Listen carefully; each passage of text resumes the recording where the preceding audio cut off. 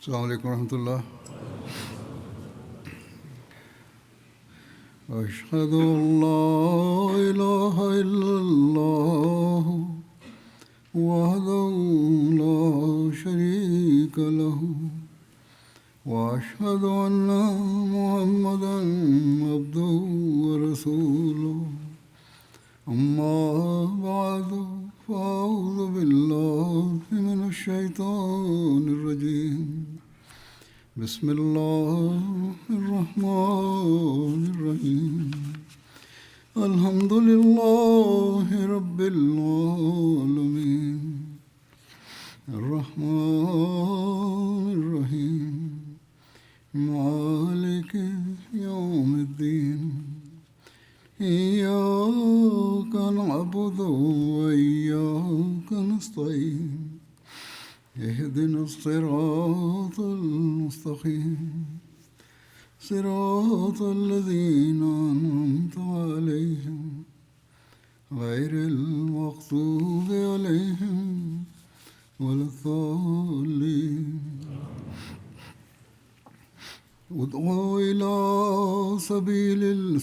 ادعوا إلى سبيل ربك بالحكمة والموعظة الحسنة وجادلهم بالتي هي أحسن إن ربك هو أعلم بمن ضل عن سبيله وهو أعلم بالمهتدين.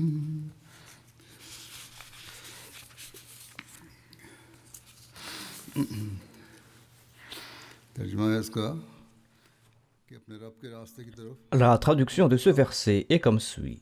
Invite à la voie de ton Seigneur avec sagesse et une bonne exhortation جو بہترین et discute avec eux de la meilleure façon. اسے جو اس Car ton Seigneur est celui qui connaît le mieux celui qui s'égare de sa voie والوں کو بھی et il est celui qui connaît le mieux ceux qui sont bien guidés.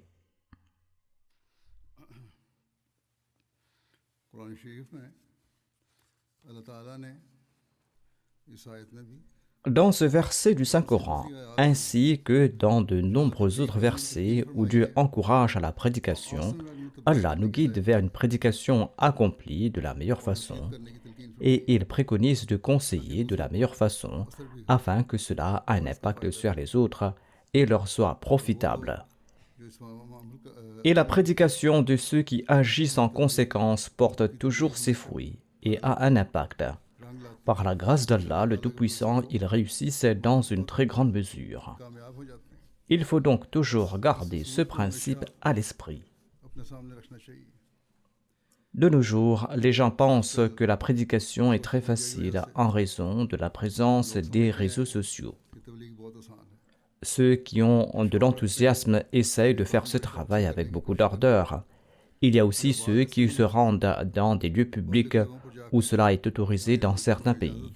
Au Pakistan, cela n'est pas autorisé. De toute façon, la prédication de la part des Ahmadis n'est pas permise. تو یہ تبلیغ کا Ainsi donc, ceux qui sont passionnés de prédication partent là-bas et là-bas, ils arrivent à satisfaire leur désir de prêcher.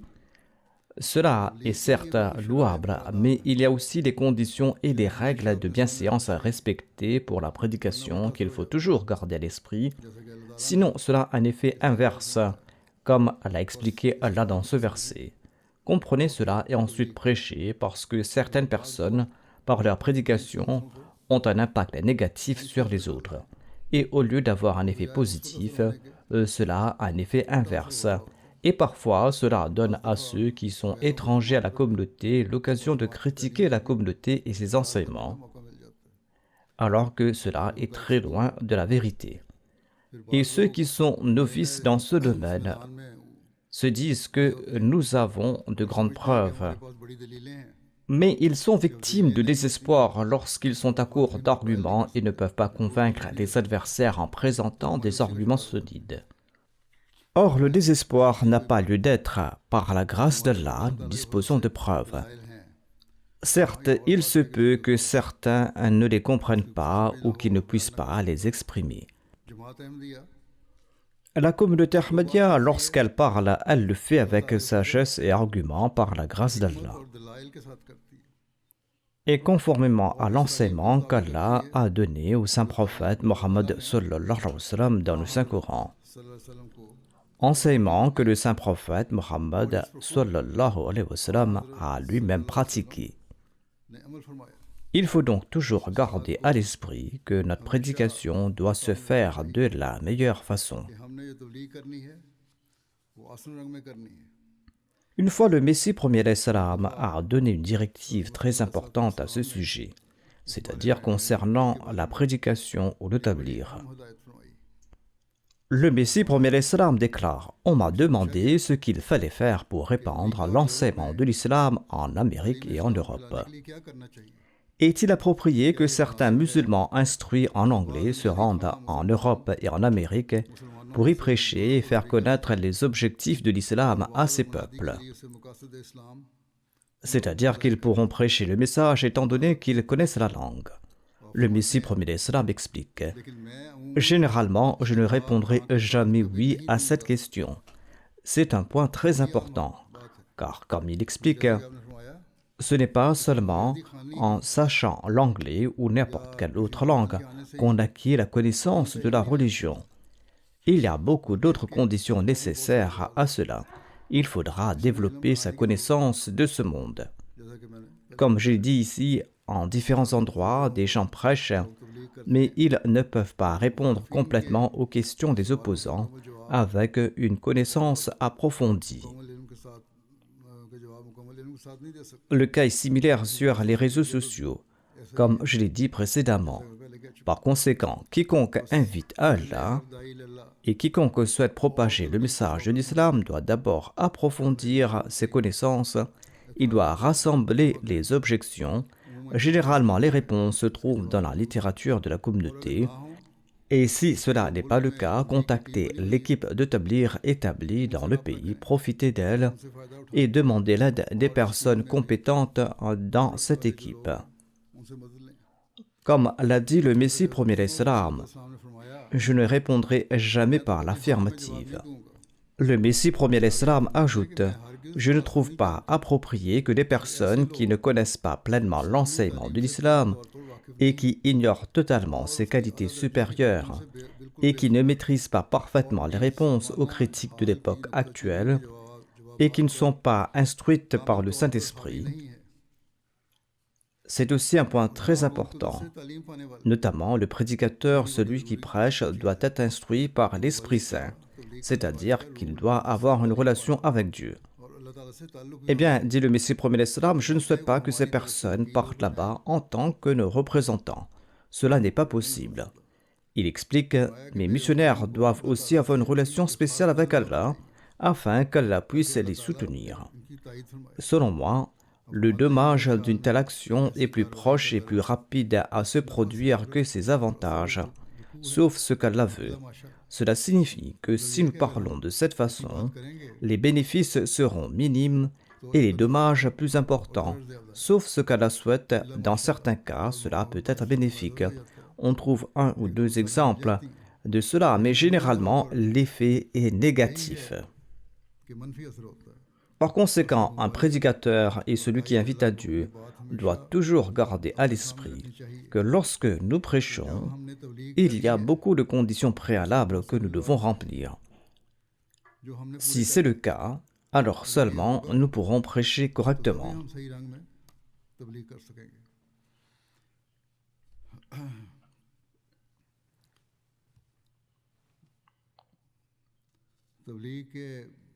Le premier point à retenir concernant la propagation du message de l'islam est que l'islam est la seule religion et le saint prophète Mohammed sallallahu alayhi wa sallam est le seul prophète qui ont apporté au monde le message d'Allah destiné à l'humanité tout entière. Allah a envoyé le saint prophète Mohammed soit lui en tant qu'annonciateur de bonnes nouvelles et en tant qu'avertisseur pour tous les peuples, pour le monde entier et pour toutes les nations. Il l'a envoyé en tant que prophète, mais regardez l'histoire jusqu'aujourd'hui. La population musulmane totale est toujours inférieure à un quart de la population mondiale. Quelle en est la raison? La raison est que la prédication n'a pas été faite avec sagesse. et que le message n'a pas été correctement transmis. Les musulmans pensent que nous pouvons transmettre le message de l'islam par le djihad. Le djihad n'est permis que lorsque l'ennemi attaque en premier. Quand les musulmans ont été autorisés à entreprendre le djihad, à prendre les armes, c'était aussi seulement quand les mécréants, quand les non-musulmans ont attaqué l'islam avec l'intention de l'anéantir. C'est là qu'Allah a déclaré dans la sourate Al-Hajj: أذن للذين يقاتلون بأنهم ظلموا وإن الله على نصرهم لقدير. C'est-à-dire, ceux qui sont attaqués sans raison ont également la permission de se battre parce qu'ils ont été opprimés, et Allah est capable de leur porter secours. Ceci est le point important. L'histoire témoigne que Allah a porté secours à ces personnes et Allah était capable de les aider. Allah a donc permis le combat parce qu'il y avait injustice. Mais l'époque actuelle n'est pas une époque pour ce genre de djihad. Il n'y a pas de guerre menée au nom de la religion, même si certaines injustices sont commises envers les musulmans sous divers prétextes. Mais le nom de la religion n'est pas invoqué. Allah et le saint prophète Mohammed paix soit lui ont tous les deux déclaré que le djihad du Saint-Coran est le plus grand djihad. Telle est donc la condition générale des musulmans, raison pour laquelle aujourd'hui encore, nous les musulmans représentons moins d'un quart de la population mondiale. Nous devons toujours garder cela à l'esprit et nous devons comprendre nos responsabilités, car nous avons prêté allégeance au Messie premier d'Islam et nous avons conclu un pacte d'allégeance avec lui.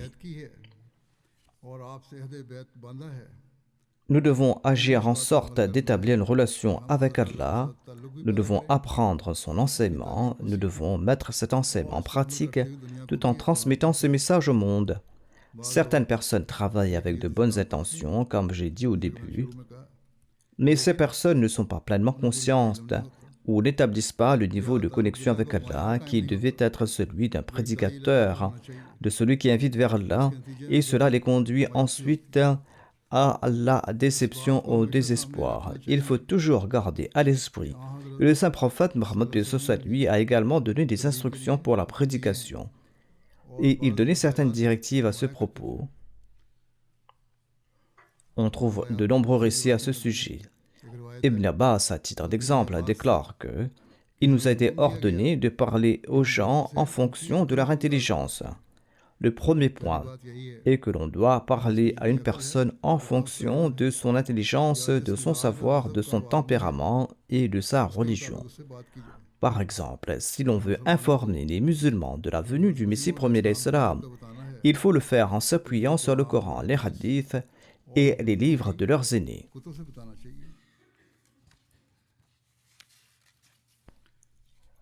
Le saint prophète Mohammed paix soit lui a également donné d'autres conseils aux prédicateurs. Il s'agit d'un très long hadith, mais un des points qu'il a évoqué est qu'il faut éviter la malédiction de l'opprimé. Il est également essentiel pour les prédicateurs de maintenir une conduite morale irréprochable et élevée. Ils doivent respecter les droits d'autrui au point de ne jamais s'exposer à la malédiction des opprimés, mais qu'ils méritent au contraire les prières des opprimés. Quand ils recevront ces prières, Allah bénira leurs œuvres. Le saint prophète, paix soit lui, déclare qu'il faut éviter les prières des opprimés parce qu'il n'y a pas d'entrave entre la prière de l'opprimé et Allah. C'est là un point que l'on doit toujours garder à l'esprit. Le Messie premier d'Islam explique également la maw'izatul hasana, c'est-à-dire la bonne exhortation mentionnée dans ce verset que j'ai cité.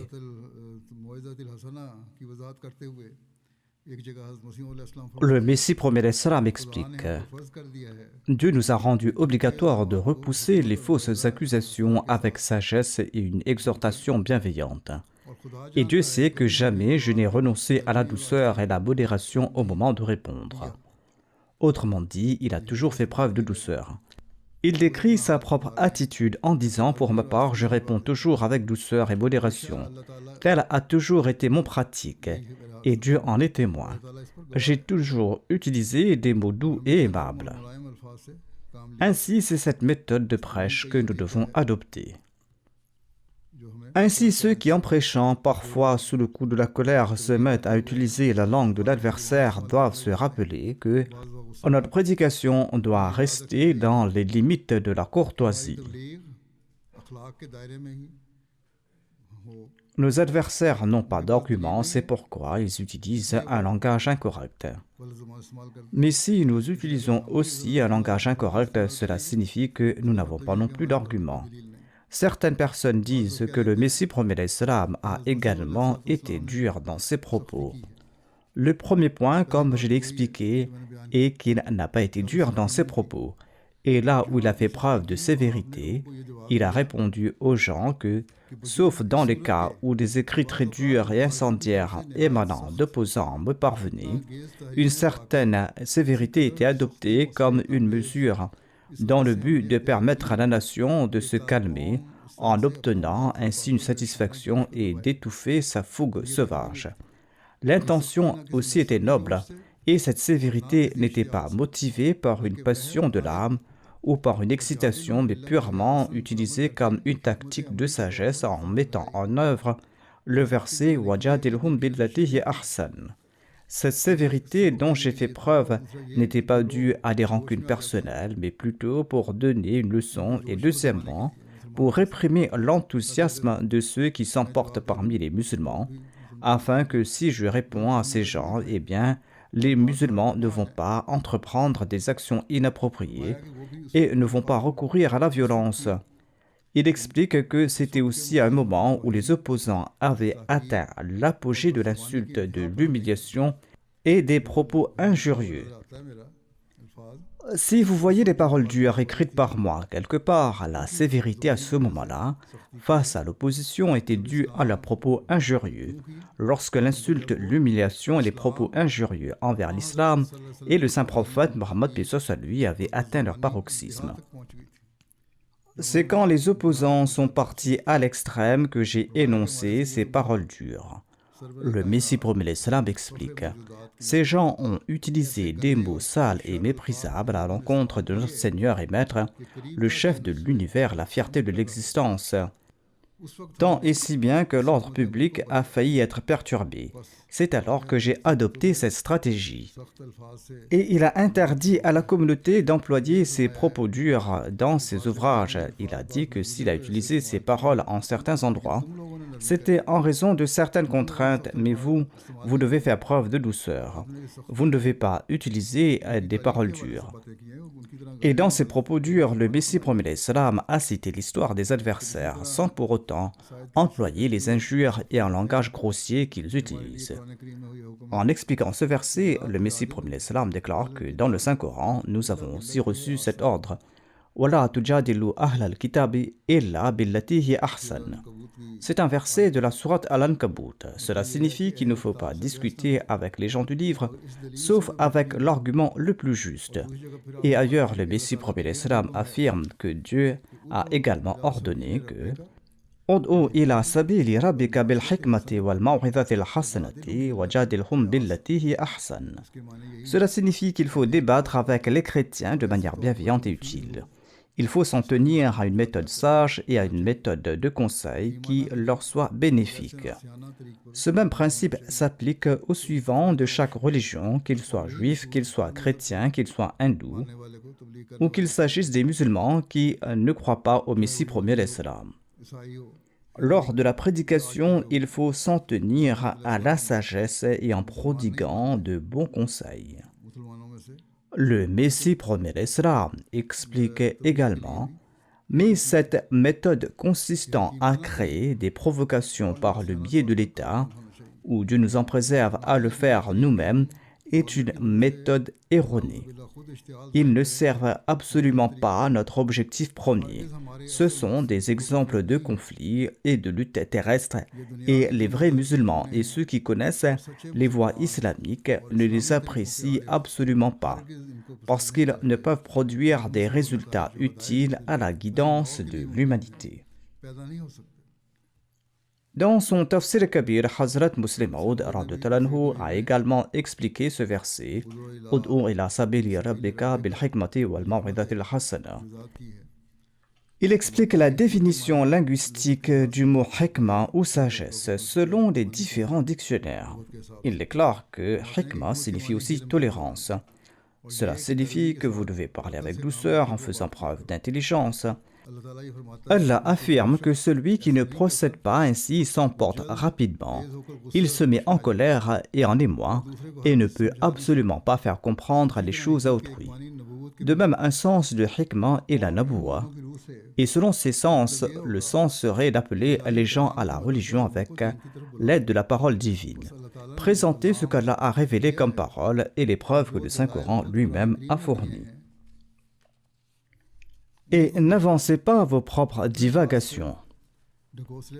Le Muslim Maud déclare que si les musulmans comprenaient cette astuce, ils auraient dévoré le judaïsme et le christianisme, notre arme est le Saint-Coran au sujet duquel Dieu déclare « Wajahidhum bihi », c'est-à-dire « et combattez par le Coran, sortez dans le monde pour le djihad avec l'épée de ce Coran ».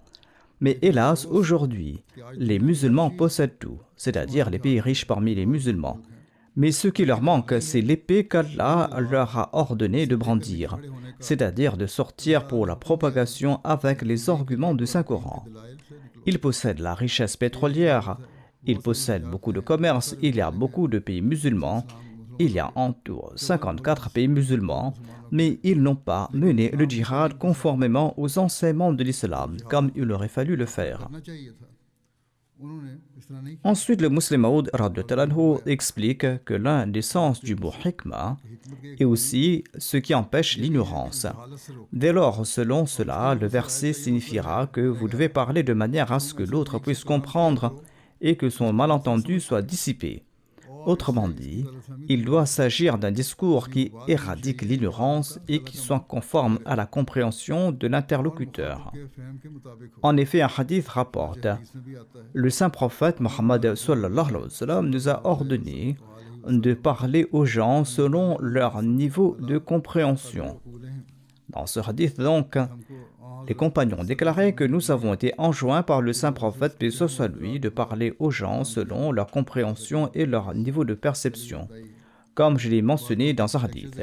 Certaines personnes, lorsqu'elles donnent des conférences, utilisent des mots et des termes compliqués pour impressionner. Ces discours impressionnent certainement des ignorants, peut-être, mais ils ne profitent pas de ces discours. Ici aussi, lorsque nous parlons à ceux qui n'appartiennent pas à la communauté ou aux ulémas, ils énoncent de tels propos. Mais si nous parlons de cette manière, je ne sais pas si cela leur sera bénéfique ou non, mais le commun des mortels ne comprend pas le fond des choses. Ils sont pris dans les fioritures du langage. Si nous expliquons les choses dans un langage simple, il se peut que parmi ceux qui écoutent, beaucoup comprennent plus facilement et préfèrent écouter et accorder plus d'attention à ce que vous dites, plutôt qu'à ceux qui utilisent des paroles grandiloquentes.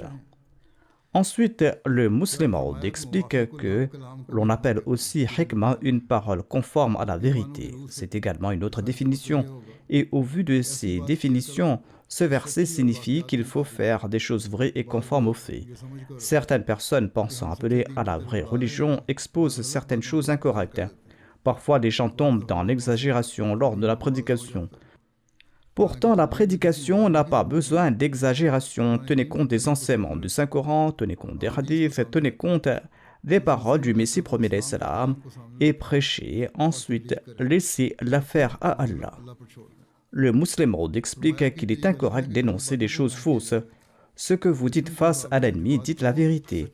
Ne vous égarez pas en guidant les autres. Comme Allah l'a déclaré, La yadurrukum man dalla idha ihtadaytum.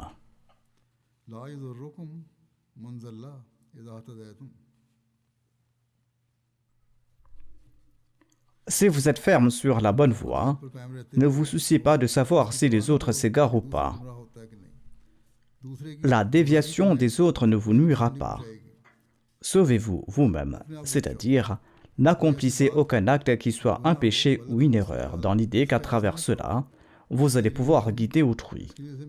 Si votre propre guidance et celle d'autrui entrent en conflit, alors préoccupez-vous de votre propre guidance et laissez la guidance de l'autre à Dieu. Car Dieu n'aime pas que le croyant devienne mécréant, ni que le mécréant devienne croyant. Il veut, quant à lui, guider les autres. Ensuite, en expliquant le terme hikmah, le Muslim Maud explique en se référant au dictionnaire que hikmah signifie aussi le discours approprié au lieu et au moment.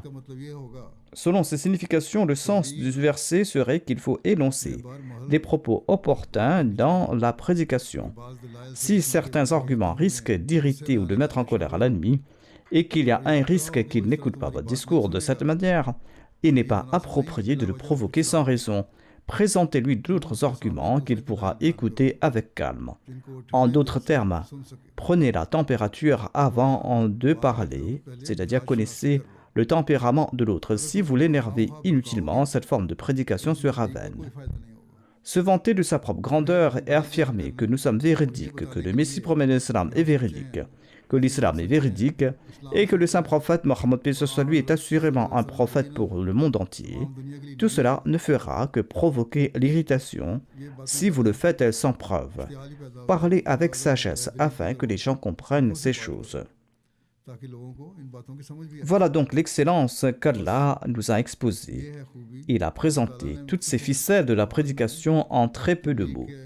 C'est la voie à suivre et si ceux qui prêchent suivent cette voie, alors, si Dieu le veut, le succès sera au rendez-vous.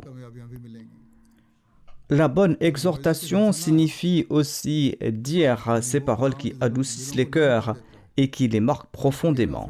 À travers ce conseil, il est rappelé aux musulmans que les arguments arides ne suffisent pas. Aujourd'hui, c'est la tâche de la communauté Ahmadiyya de faire connaître ce message de l'islam au monde. À chaque personne avec qui l'on dialogue, que ce soit en tant qu'opposant ou interlocuteur, il faut expliquer que la religion ne se limite pas à de simples arguments arides. Il y a plutôt différents aspects du conseil qui doivent être mis en pratique. Le Muslim Maud déclare: faites aussi des discours qui suscitent des émotions. Incluez également des paroles bienveillantes avec sagesse.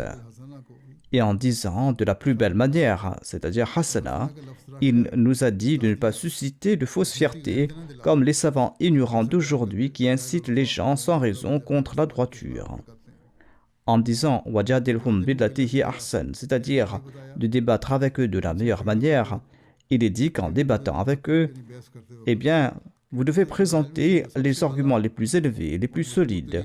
Vous devez vous baser sur ces arguments. Ces arguments doivent être une base et le centre. Et vous devez subordonner le reste des arguments à celui-ci.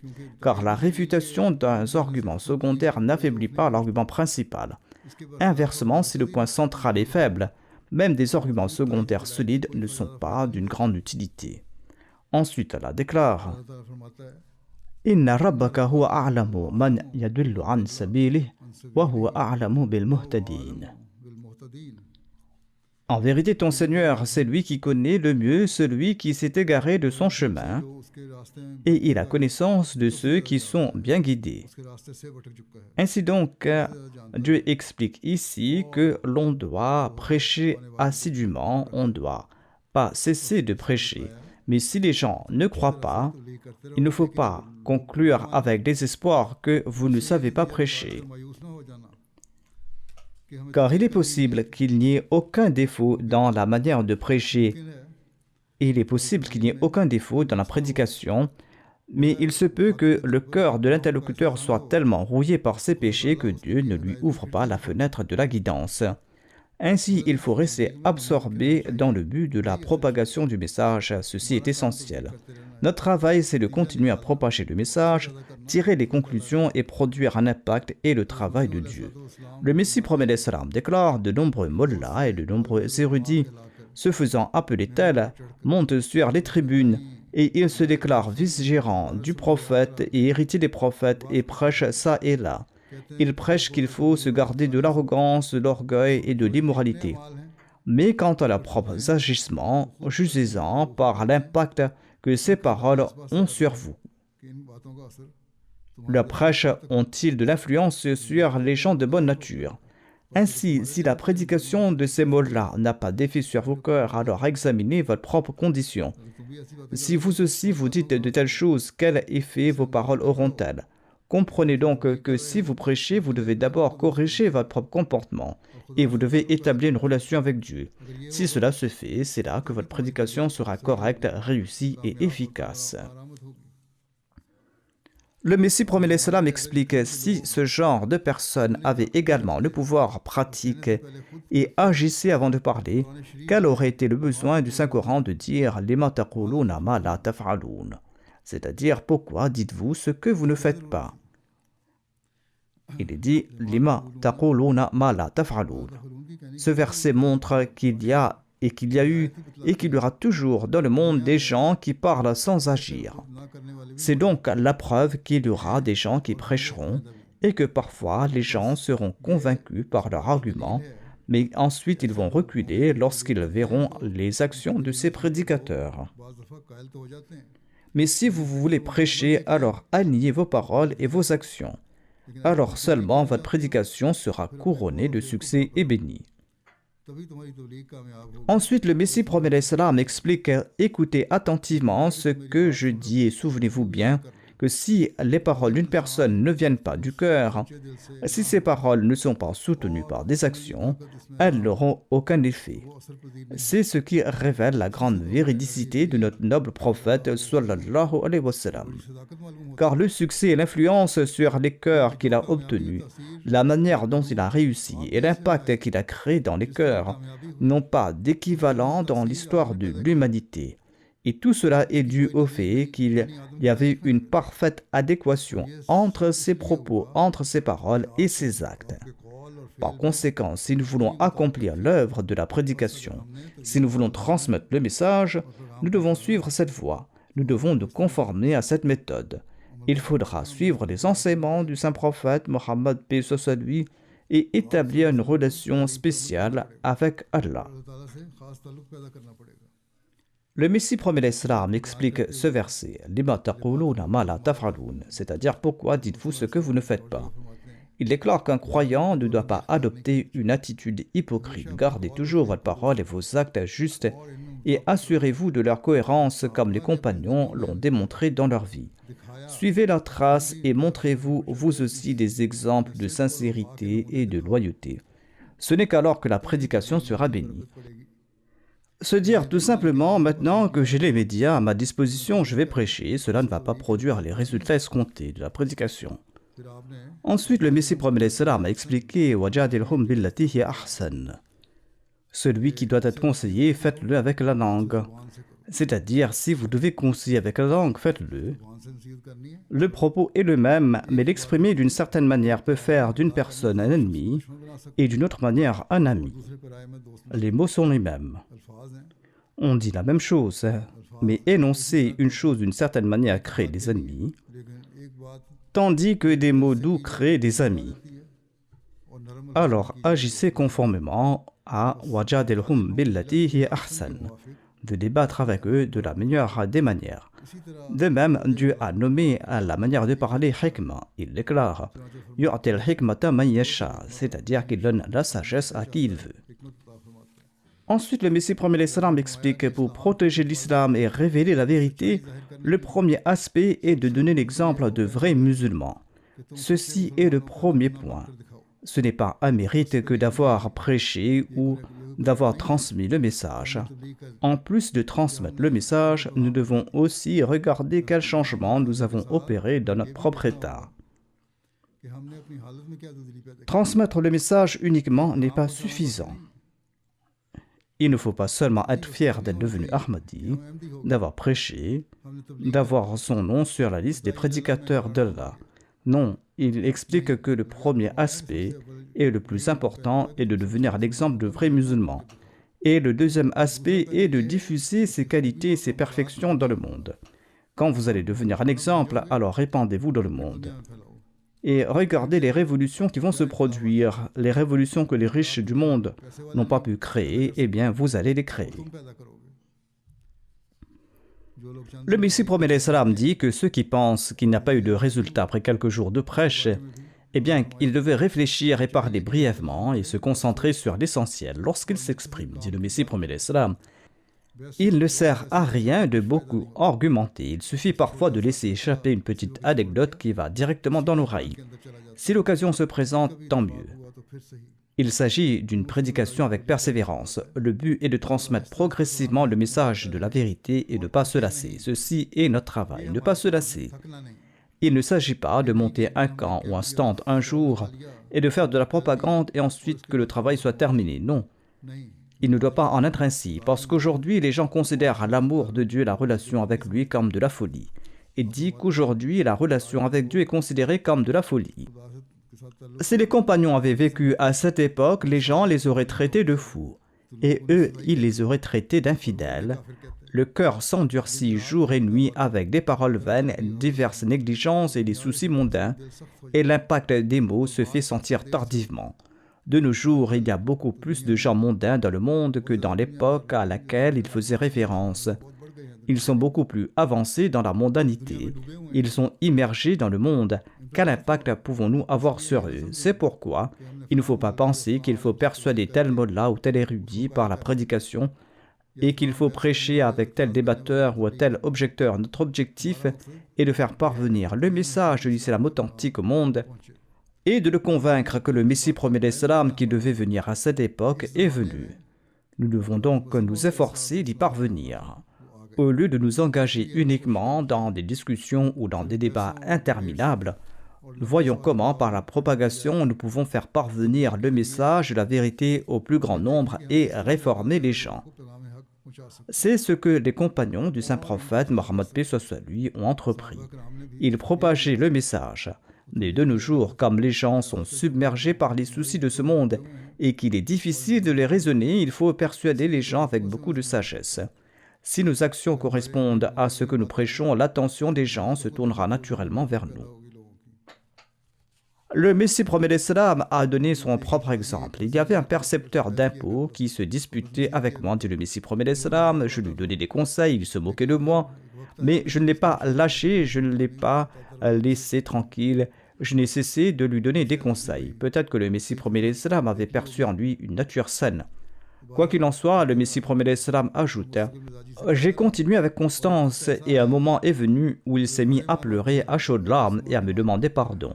Lui qui se moquait et lui qui raillait se trouvait à pleurer et il s'est même mis à pleurer. » Le Messie promet l'Islam déclare « Parfois un homme bienheureux voué au bien semble être un infortuné voué au mal, mais il est en réalité un bienheureux. » Quand on le poursuit en lui parlant selon sa compréhension et avec sagesse, il finit par comprendre. Souvenez-vous que chaque serrure a une clé, chaque parole a une clé, et cette clé, c'est le style approprié. Il faut parler avec le style approprié. Le Messie promet l'Islam explique. De même que parmi les médicaments, certains sont bénéfiques pour certaines personnes, et d'autres pour d'autres personnes et pour d'autres maladies. De même, chaque parole peut être utile à une personne spécifique dans un contexte particulier. Il ne faut pas parler de la même manière à tout le monde. Celui qui s'exprime ne doit pas se vexer des critiques, mais continuer son travail sans se lasser. L'humeur des riches est très délicate. Ils sont inconscients du monde, ils ne peuvent pas écouter de longs discours. Il faudra les conseiller avec une grande douceur à un moment opportun et avec tact. Il faut conseiller toutes les classes de la société, aux riches comme aux pauvres. Le Messie promet l'Islam enseigne cette méthode de prédication aux riches qui consiste à leur donner un conseil important à chaque fois que l'occasion se présente. Dans ce contexte, le Messie promet l'Islam cite l'exemple d'Ibn Arabi qui écrit « Pourquoi Dieu a ordonné à Moïse que son attitude envers Pharaon soit douce. Le secret résidait dans le fait qu'Allah savait qu'il finirait par obtenir la foi. Et il est dit dans le Coran que « Amantu » Le terme amanto est sorti de sa bouche. Finalement, lorsqu'il était sur le point de mourir et de se noyer, Pharaon a prononcé ce mot amanto, c'est-à-dire j'ai cru. Le Muslim Maud cite également l'exemple du prophète Joseph alayhi salam concernant la prédication. Lorsque le prophète Joseph a été emprisonné, il y avait 2 autres prisonniers avec lui. Décrivant cela, Hadrat Muslim Maud explique: le prophète Joseph Youssouf alayhi salam a fait preuve d'une sagesse particulière pour attirer leur attention. Comme il y avait un risque qu'ils soient effrayés par la prédication, il les a d'abord rassurés en leur disant qu'il ne leur prendrait pas beaucoup de temps et qu'il les laisserait partir avant que le repas ne soit servi. Il a fait cela pour qu'ils ne paniquent pas et pour qu'ils écoutent attentivement. Il semble que le prophète Joseph alayhi salam n'ait pas eu l'occasion de prêcher. Il a saisi l'occasion que lui offraient les prisonniers en lui demandant d'interpréter leurs rêves, et il a compris que s'il prêchait avant de répondre à leurs besoins, il serait obligé de l'écouter. Ensuite, Hadrat Muslim Maud a cité l'exemple du saint prophète Mohammed sallallahu alayhi wa sallam. Il a cité l'exemple du prophète Joseph alayhi salam, et ensuite il a cité l'exemple du saint prophète Mohammed sallallahu alayhi wa sallam. Lorsqu'il a fait sa déclaration et qu'il voulait prêcher aux habitants de la Mecque, il l'évitait et il n'écoutait pas son message. Finalement, le saint prophète, paix soit lui, les a conviés pour un repas. Le saint prophète les a conviés pour un repas, il a essayé de leur présenter son message, mais ils se sont levés et ils sont partis. Et c'est là que le saint prophète a eu recours à cette stratégie. Il les a invités de nouveau. Et avant que le repas ne soit servi, il les a informés de sa revendication. Ces gens étaient contraints de rester assis et d'attendre le repas. Et c'est là qu'il a eu l'occasion de leur exposer son point de vue. On déduit aussi de ce verset la méthode de prêche des prophètes. Il faut donc toujours garder à l'esprit, en les suivant dans la prédication et le conseil, que les paroles soient prononcées de manière à ne pas peser sur les autres. En d'autres termes, ce principe est posé. Dites ce qui est juste, mais faites-le de manière à ce que cela ne soit pas un fardeau pour les autres. Il faut donc parler avec sagesse et toujours garder cela à l'esprit. À l'époque où l'idée que l'Europe puisse se convertir à l'islam était inconcevable, le Messie premier l'Islam a fait traduire ses écrits en langue anglaise et les a fait distribuer en Europe. Et lorsque Dieu lui accorda une communauté, il lui donna pour instruction que le djihad est une partie intégrante de l'islam et ne doit jamais être abandonné. Tout qu'Allah soit là, le jeûne, le pèlerinage et la zakat sont des commandements de l'islam qu'il est essentiel de pratiquer à toute époque. De même, le djihad fait partie des actes qu'il est essentiel de pratiquer à toute époque. De même, le djihad fait partie des actions obligatoires à toute époque. Mais qu'en est-il de nos jours? On nous accuse, nous les Ahmadis, de ne pas faire le djihad. Nous faisons le djihad, mais la méthode a changé. Il y a des débats à ce sujet. Les musulmans non-Ahmadis nous accusent de ne pas faire le djihad et ils disent que nous nions le djihad alors que c'est précisément un djihad que nous sommes en train de mener. C'est-à-dire, nous transmettons le message par la prédication. Nous prêchons l'islam et l'Ahmadiyya dans le monde et à travers l'Ahmadiyya, nous informons les gens des véritables enseignements de l'islam. Nos missions sont également présentes en Afrique, en Europe, en Amérique du Sud, en Amérique, en Australie et dans les îles. À quoi cela sert? C'est le djihad que nous sommes en train de mener.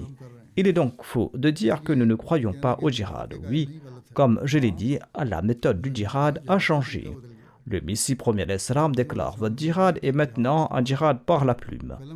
Et les pointes de vos stylos, les pointes de vos plumes sont les pointes des épées. Alors combattez le djihad par ce moyen. C'est une œuvre de la propagation de la religion et c'est son temps et cela une nécessité. Alors combattez ainsi avec la plume. Il faut donc toujours garder cela à l'esprit et dire au monde: sur quoi discutez-vous avec nous?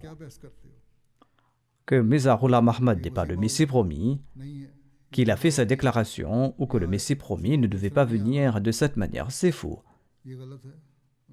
Ils doivent nous dire correctement ce que disent le Coran et les hadiths.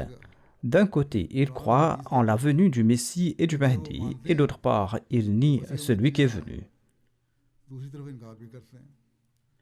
Si nous nous laissons entraîner dans leurs discussions et leurs querelles littérales, cela ne mènera à rien de bon. Il faudra leur dire que notre objectif principal est de faire triompher l'islam dans le monde, car le saint prophète Mohammed sallallahu alayhi wa sallam est venu en tant que prophète et en tant que messager pour le monde entier. Aujourd'hui, notre nombre est inférieur au quart de la population mondiale, et tant que nous n'aurons pas amené le monde sous la bannière de l'islam, comment pourrons-nous dire que nous avons accompli de grandes œuvres? Aujourd'hui, c'est notre tâche de mener ce genre de djihad. Alors seulement notre djihad sera victorieux. Sinon, ce djihad que les musulmans veulent mener, est-ce un djihad qui porte ses fruits?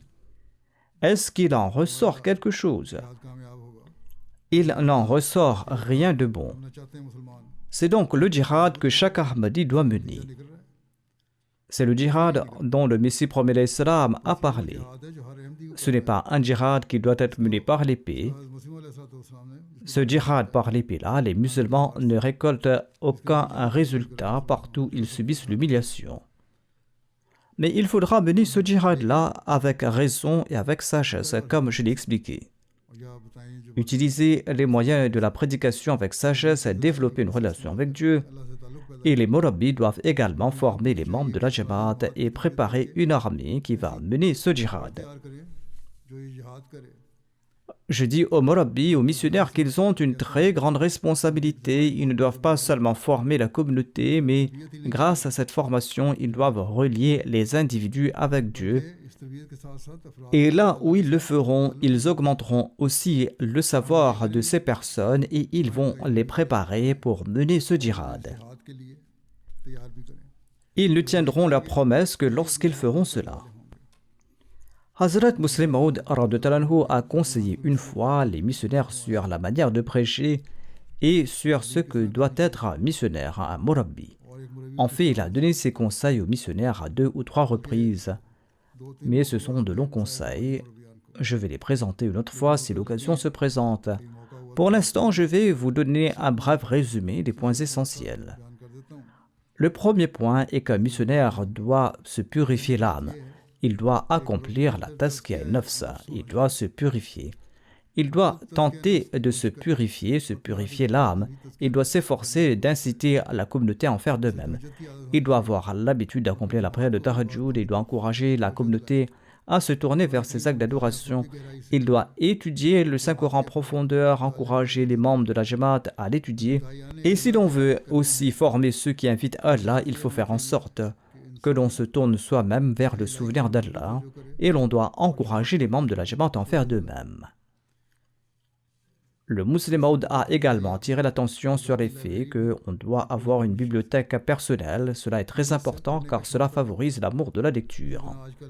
De même, de nos jours, l'habitude de lire les livres est moins répandue, mais il y a beaucoup de livres sur le site web Al-Islam et beaucoup de littérature de la Jamaat est disponible. Ceux qui n'ont pas les moyens d'acheter ces ouvrages ou qui n'ont pas ce genre d'intérêt devraient au moins y prêter une attention et consacrer du temps à la lecture. Ensuite, il y a le tawakkul, la confiance en Allah qui doit être très fort. L'on ne doit pas s'abaisser devant autrui pour recevoir des faveurs. Il faut considérer Allah comme la source de toutes choses, car c'est par Allah que nous recevons tout. Il faut améliorer ses relations avec les gens. Notre relation publique est aussi faible, ce qui limite le champ de la prédication. Nous devons aussi prêter attention. Il y a très peu de gens qui s'attachent à développer les relations. Lorsque nous progresserons et nous ferons progresser notre équipe, nos champs de prédication s'ouvriront de plus en plus. Ensuite, il faut aussi avoir le courage de réfuter audacieusement le mal. C'est aussi une très grande qualité qu'un Murabbi doit posséder. Et il doit encourager cela au sein de la communauté. Il faut avoir l'habitude d'être constant. Il ne faut pas que ce soit un acte ponctuel, comme faire le bien pendant 4 jours, montrer de l'enthousiasme pour la propagation pendant quelques jours, ou accomplir des actes d'adoration pendant quelques jours pour tout oublier par la suite. Non. Là où il est lui-même constant en ses pratiques, le Murabbi doit également insuffler cet esprit au sein de la communauté. Quand les Murabbis seront eux-mêmes en action, cet esprit se répandra assurément au sein de la Jamaat. Et ainsi seront formées de telles personnes qui vont inviter à Dieu, qui pourront répondre correctement aux gens, et ils ne subiront pas d'humiliation. Comme l'a dit le Messie premier l'Islam, ceux qui apprennent une langue n'acquièrent pas seulement la méthode de la prédication, mais la chose essentielle est la connaissance. Il faut ensuite avoir l'habitude de la réflexion et de la méditation. Il faut avoir une relation avec Allah. Ce sont autant de qualités qui doivent être présentes chez un Murabbi et il doit également s'efforcer de les enseigner à la communauté. Si cela se produit, c'est là que nous allons pouvoir provoquer une grande révolution. C'est là que nous pourrons faire flotter l'étendard du saint prophète, paix soit lui, dans le monde. Et c'est là que nous pourrons faire connaître aux musulmans la réalité du Messie promis et du Mahdi promis et les inviter à lui prêter allégeance. Ainsi, il y a de nombreuses responsabilités auxquelles nous devons accorder une attention et qu'il est nécessaire d'assumer. Et nos Murabbis ont un rôle très important à jouer à cet égard, qu'Allah accorde à tous la possibilité de le faire, et qu'il accorde également à ceux qui invitent Allah la possibilité d'acquérir la connaissance véritable, d'établir une relation avec Dieu et de devenir ceux qui transmettent le message de l'islam et de l'Ahmadiyya aux quatre coins du monde.